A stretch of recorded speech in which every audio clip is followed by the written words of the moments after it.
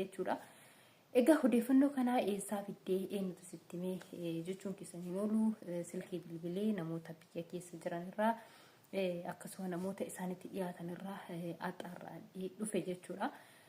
Egaan yoo nani wanta akkasii fidee ta'u dhufu kijiba isobda maal jettani garuu wanti suni akka jirutti dhugaatti akka argaa jirtan quba qabaadha. Fakkeenyaaf guyyaa kaleessa dursa taabileetii irratti ayyuun Seedoo Yaman deemuudhaaf jedhee kaa'ee ture garuu anumaa kana kaa'ee xiqqoo turu kun Seedoon illee viidiyoo sana gallakkise.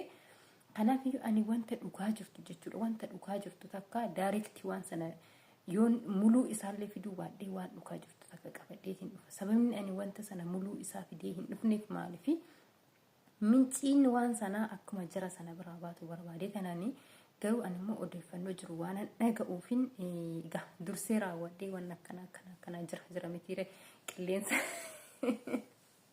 qilleensa waan argadda odeeffatan jira mitiire.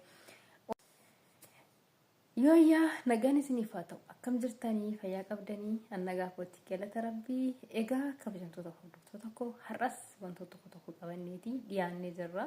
Wanti nuti qabannee dhiyaannes akkuma jalqaba mata duree keenya irratti yookiin immoo taabilii keenya irratti argitanii egaa wantoota baay'eetu ture.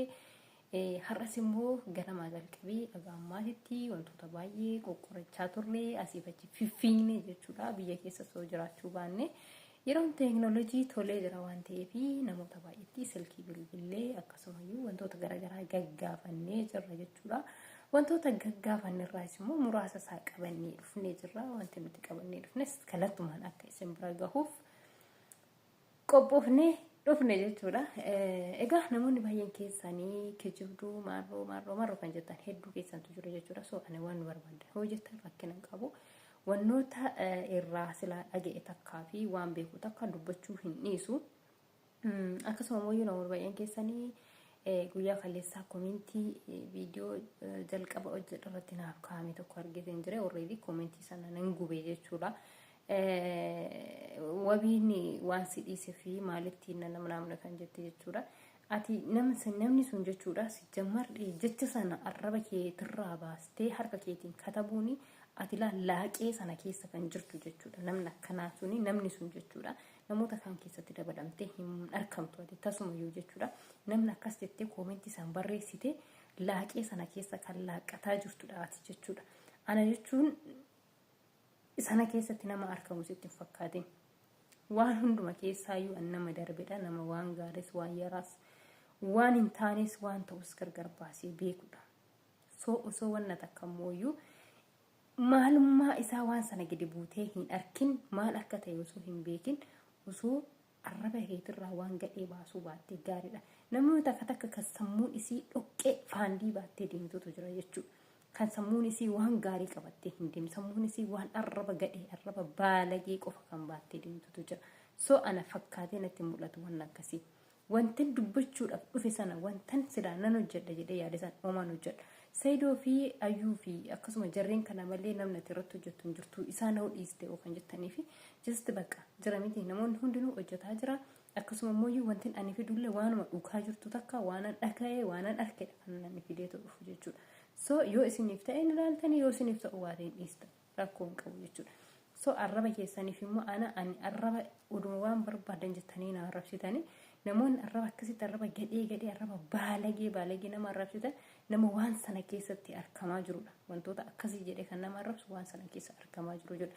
Ana yoo ta'e galaana jechuudha. Galaana beektaa miti bahaar oduma waan barbaadde jetteeyyuu fakkaatee natti mul'atu. Osumaan ija kootiin ilaalu osuma waan ati jettu gurri koona dhaga'u osuma waan ati jettu iji koona arku bahaara ta'ee jiraadha jechuudha. Galaana ta'ee jiraadha. Gammadee jiraadha. Gaddan qabu keessa kootti jechuudha. Otuma waan barbaadde jettu fakkaatee natti mul'atu dhugaa dubbachuudhaaf. Galaana yookiin bahaaratti qoshaashaa waan argitee waanuma barbaadde hunda yoo geessiteetti gattee natti hin gatisiin hin jiru bara. Haree dabarsee raawwatee qulqulluu taasisa bishaan deebisee jechuudha. Ana jechuun akkasidha habiibii. Ana jechuun akkasidha habiibti. Kanaaf akkasittiin of ilaali jechuudha. Oduma waan barbaadde jettee ana fakkaatee natti mul'atu. Jecha ati jette sana yeroo sanatti niin arkaa niin dabarsa xarageen keessa qulqulleessa jechuudha. Just bas akkasidha. So har'a wanti nani qabadheetiin dhufe moshna gootanii wanticha keessa nagashitan dhaxxanii. Wanti inni qabadee dhufee akkuma beekamu guyyaa kaleessaa Seedoon akka gara Yamanii deemuudhaaf buufata xiyyaaraa ture hundi keenya arginee jirra jechuudha. Achitti immoo ayyuun qabattee akka inni hin deemneef boossee maraataa akkasiin turtee akkasitti maramtee deemuu hin qabdu bakka erga as ga'ee manatti tole deemi jedhee si eeyyamee ture akka deemtu fi garuu as ga'ee gaabbitiin hin jira.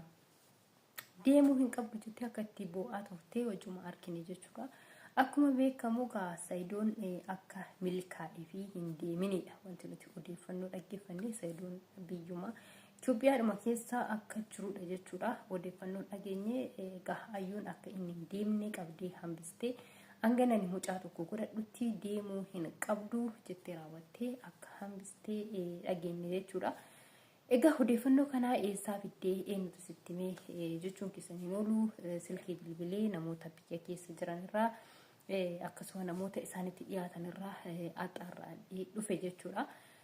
Egaan yoo nani wanta akkasii fidee ta'u dhufu kijiba isobda maal jettani garuu wanti suni akka jirutti dhugaatti akka argaa jirtan quba qabaadha. Fakkeenyaaf guyyaa kaleessa dursa taabileerii irratti ayyuun Seedoo Yaman deemuudhaaf jedhee kaa'ee ture garuu anumaa kana kaa'ee xiqqoo turu kun Seedoon illee viidiyoo sana gallakkise. Kanaaf ani wanta dhugaa jirtu jechuudha. Wanta dhugaa jirtu takka daayirektii waan sana yoon muluu isaallee fiduu baadhee waan dhugaa jirtu takka qabadhee hin dhufa. Sababni ani wanta sana muluu isaa fidee hin dhufneef maaliif minciin waan sana akkuma jara sana biraa baatu barbaade kanaanii garuu ani immoo odeeffannoo jiru waan dhaga'uufin dursee raawwadhee waan akkana jira mitiire qilleensa waan argaddaa odeeffatan jira mitiire. Odeeffadheetiniin dhufe jechuudha. Kanaaf iyyuu wantoota garagalaa irraa fidadheetiniin dhufe.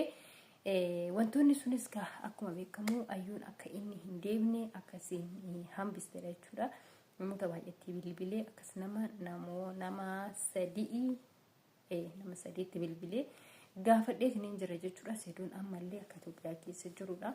Garuu Seedoon hedduu takka aaree jira jechuudha. Maaliifin yeroo kanatti inni deemee ilmaan isaa laaluu barbaada, deemee haadha manaa isaallee arragaaga'uu barbaada. Garuu ayyuun immoo osoo ani ilmoota akka hin godhatin nagattee deemuu eeben otumaan biyyeen na nyaattee osumaan du'ee badee hin danda'amu jettee raawwattee didde jechuudha.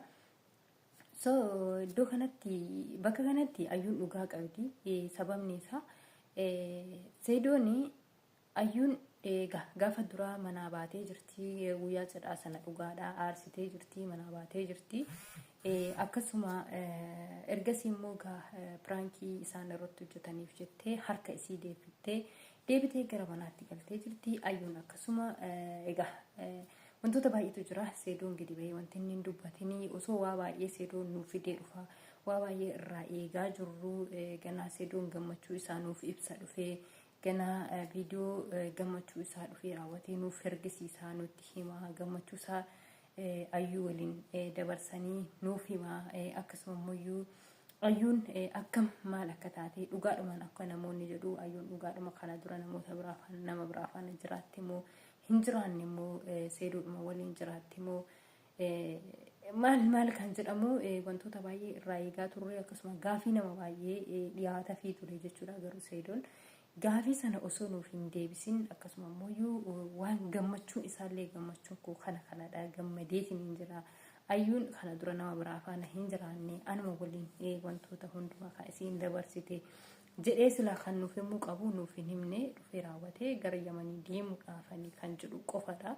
Kan inni dhufee viidiyoo isaa nuuf kaa'ee argine buufata xiyyaaraa dhaabatee kan deemuudhaaf jedhee argine jechuudha. Kuni agam shakkii keessa akka nama gashu tilmaamuu dandeenya hundi keenyayyuu wantoota kana jechuudha. Kanattaansee ayyuun immoo xarfitee qabuunis gaariidha. Maaliifini isa qofatti isaaf qofa murteessuu deemuu qaba ijoollee isaa laaluu qaba jechuu qofa osoo hin taane kana keessatti inni iyyuu gadi bahee raawwatee gammachuu isaa kana ayyuu irraa gammachuu itti gammadee jiru kana nuuf hin himne waan ta'eef dirqama immoo ayyuun wantoota tokko waan isa waliin qabaachuu qabdi jechuudha. Ilmoota akka yoo qabaatte dhugaadhuma ilmoo isii sanaan bakka barbaaddetti isa deemtee qabachuu dandeessi. amma yoo ilmoo irraa qabaachuu baatte abbaa manaa kooti yoo jette nikaadhumaaniyyuu jechuudha nikaa irraa ofirraa buusuu danda'a ilmoo irra godhatanii garuu isaan nikaas buusuu danda'u. haa ta'u malee akka gizee ilmoo qabanii sana miti yaanni ayyuu dhugaadhuma yaada bareeduudhaan jira akka carraa ta'e ishiillee dubbiseetiin hin ture garuu haala gaarii keessa hin jirtu namoota baay'ee dubbiseetiin hin jira wabiillee dubbiseetiin hin jira inillee akkasuma haala gaarii keessa hin jiru muudii gaarii keessa hin jiru jedhee naaf deebisee jechuudha. akkanatti fakkaatutti gaa Saayidoon erga gara manaatitti buufata xiyyaaraatti siin dhowwitee gara manaatti deebi'etti jeequmsa baay'ee kaasee egaa jeequmsatu jiranitti fakkaata jidduu isaanii keessa kanaaf rabbi isaaniif araara haa buusu gaalachan isaayyuu muudii bareedaa keessa hin jirru naan jedhanii na dubbisuu hin dandeenye akkasuma nama biraallee Iyyaasuullee dubbisuudhaaf yaadeen ture Iyyaasuun lakkoofsisaa cufaadha. wabii fi ayyuun garuu banaa jiranii muudin isaan keessa jira muudii baay'ee takka nama dabbaruudha akka